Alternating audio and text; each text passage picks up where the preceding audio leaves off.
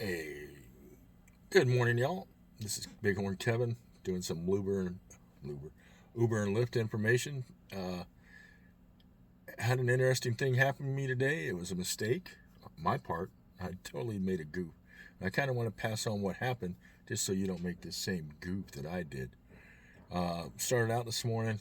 I thought things were going to be great. Had a reservation at 6:15 to take a gentleman to the airport. I showed up at the front gate at about 6 o'clock and was getting ready to text the person for a gate code. All of a sudden, here he comes out. Boom, 15 minutes early, ready to go, on our way to the airport. I was actually at the reservation was for 6:15. We were actually at the airport at 6:20. So it's like, bam, man, great. Ahead of the game, everything's going great. Well, I was there. He wanted dropped off in the smoking area at Terminal 4. No problem. Did that for him. Got out of there. About, if you know Terminal 4 on the south side, I got to about American and a rider request came up. So I pulled back into that east smoking area on Terminal 4 up there just to see what was up. Saw that there was a reservation for 8:30, 7 miles away for $22. Wow, that's not bad. It was for 8:30, and the location was Camelback Road. As soon as I saw Camelback, I thought Scottsdale. It was actually Camelback in Phoenix. I thought it was going to be Scottsdale Road in Camelback, to be honest with you. And it was Camelback and basically the 51. So, wrong side of town. I pull out, went around, go to my usual Scottsdale Road, Rural Road, exit 7 on the 202. And since I thought it was in Scottsdale, I took a left and I went up to the, I'll tell you, this is about probably, 6:30ish by the time I get to the QT up there by McKellips on Scottsdale Road. Went in there, used the restroom, got a donut, got a Monster bean, vanilla bean, cold coffee. Came back out, ate the donut, did the coffee, went back online. When I go back online, there's a surge right where I'm at. And basically all I had to do was drive down a little bit. I got a 925 surge. Freaking awesome. Still with, 8:30 pickup, which meant I didn't have to really be online for that pickup till 7:50, and it's 6:30. So I'm like, well, hell, I'll go back and sit by maybe a little further north, so I'm a little bit closer. I sat at a QT again for about 10 minutes. No trips at all, no requests at all. It's like, maybe they think I'm too far out to give me a trip so that I can get back in time to make my pickup at 8:30. So I moved a little further north. Well, an hour's gone by and still not even a trip to decline even. So I got this 925 surge. I've had it for an hour and haven't done anything with it. I'm like, damn it. So I'm like, well, what time is that freaking thing again? Yeah. And I looked at it, and this is what I noticed. Oh my God, I'm on the wrong side of, Camelback. I need to be further west. So I'm like, it was 2 miles up to Camelback and about 4 miles down to where I needed to go. So I was 6 miles away. According to my Google Maps that I can use in the car, not on the phone, I was about 15 minutes away from the pickup. So I tried to get a little closer, thinking, hey, maybe I'll get a surge if I get a little, or I'll get a trip if I get a little closer, because the algorithm will see that, hey, I'm closer, I can make a short little run and, still be close. Because basically, with reservations, in case you don't know, in case you haven't done it yet, about 25 minutes prior to pickup, they send you to the pickup. So I was thinking, and sometimes it's you'll get a run, even like, if you come online at, like, usually I go online on my reservations first thing in the morning. I go 5 minutes before they want me to go on, just so they know I'm on and I don't get a phone call saying, hey, go online. I've had that happen before. I missed my alarm and freaking Uber's called me to say, hey, you need to go online.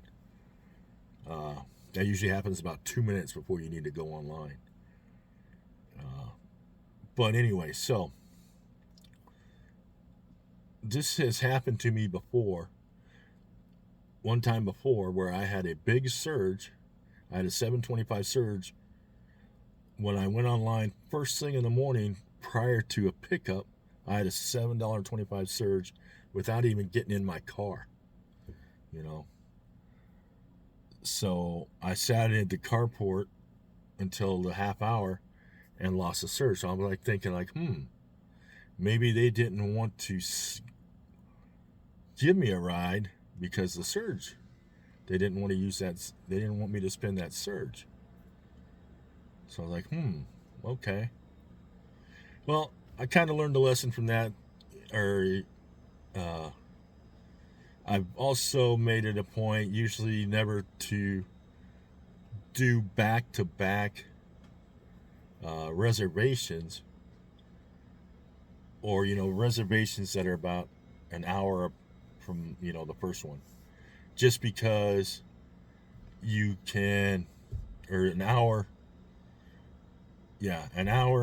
So if I had a reservation for 6:30, I usually don't take one outside of 7:30.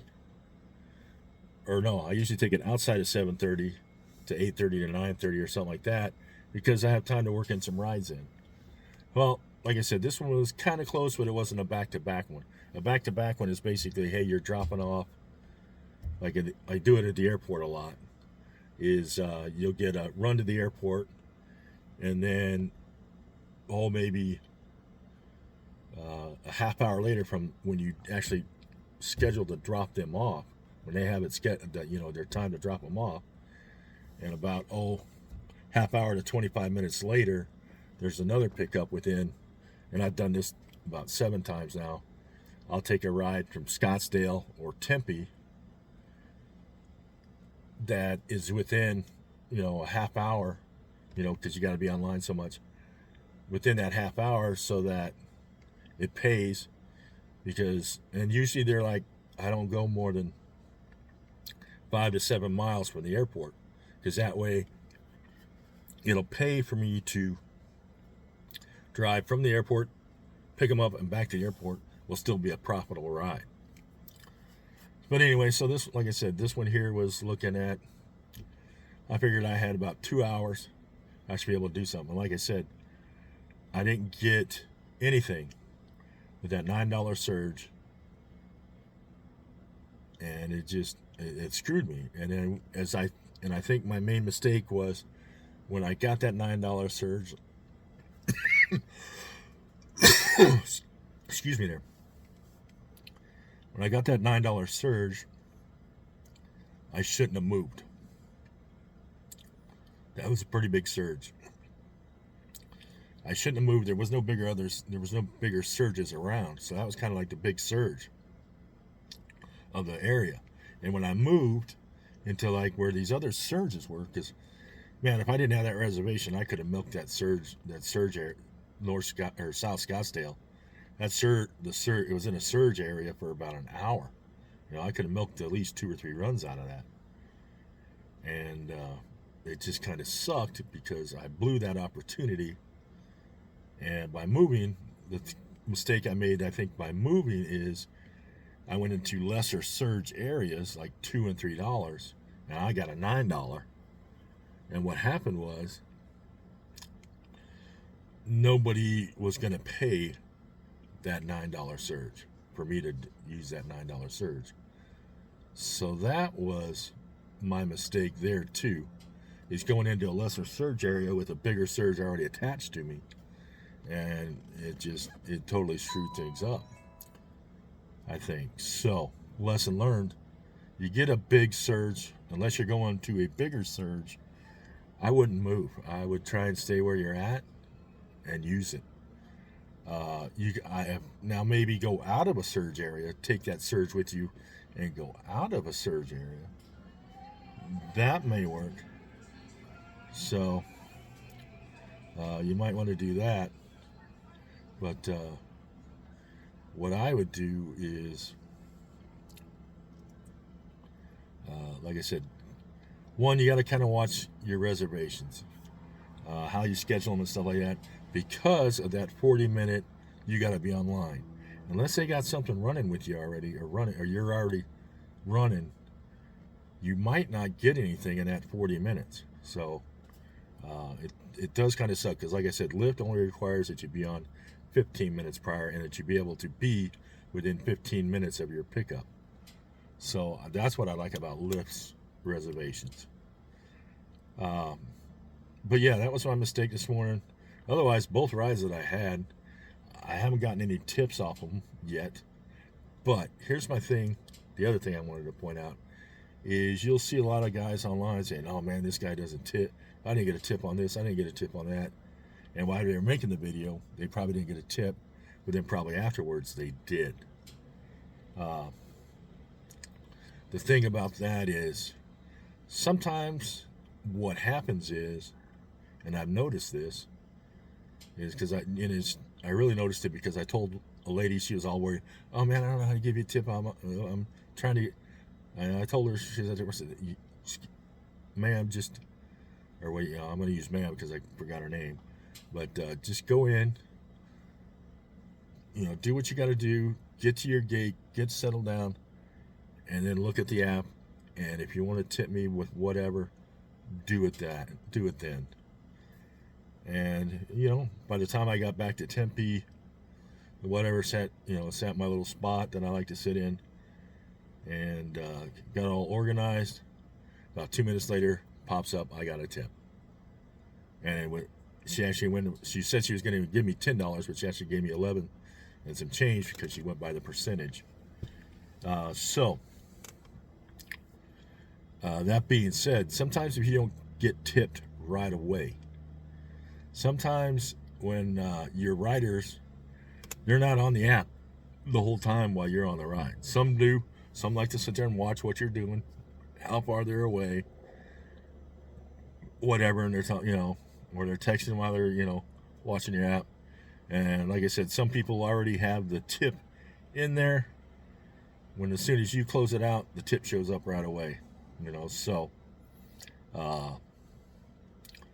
those people we're watching you. Other people, like I said, they're off the app, they're doing something else.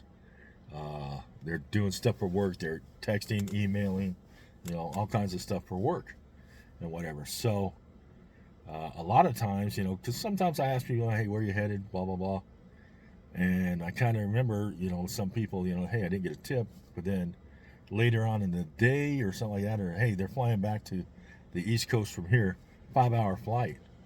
So then I'll notice about 5 or 6 hours later, a tip shows up. Well, what probably happened is they didn't get on the app again until they landed at the airport and needed another Uber.